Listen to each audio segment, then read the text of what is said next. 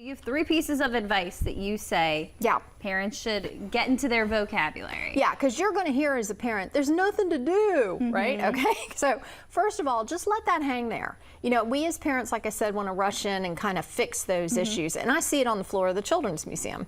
You know, a child will stand there for a minute and parents can't leave that alone, and they want to get in and go, well, here, come over here and do this, or come over here and do that, and now it's adult-led and not child-led. So if you can resist the urge, let it be. Okay. The second one would be create a boredom basket or a boredom box of items that are real open-ended. And we do this in our art studio. It's just a wall of baskets full of just yarn. We're so grateful to people who donate all their, like, if they decide to buy a bolt of material and one day never made the outfit, then, you know, we'll take that and our volunteers cut it all up and, you know, just scrap some material, yarn, toilet paper rolls, egg cartons, all those kinds of things that would be maybe sitting in your recycle bin.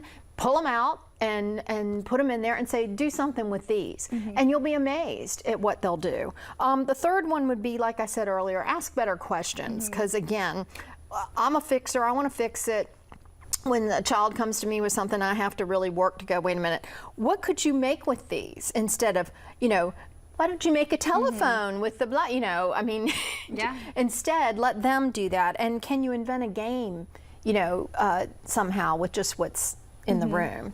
So those are the types of things I would encourage parents at this point in the summer, because I know you're getting ready to hear it, of, you know, because everything new and novel about summer is kind of worn off, but we don't want to think about school quite yet, going back to school. So we're in that period where you might be having this challenge. But keep things open-ended with child's play in mind. And of course, always go to the Children's Museum. If you really just don't want to deal with the boredom, go to the Children's Museum. Well, you guys always have something fun going and on. our exhibits are designed specifically, like we're talking about, to have it be open-ended so that kids play with it differently every time they come. Exactly.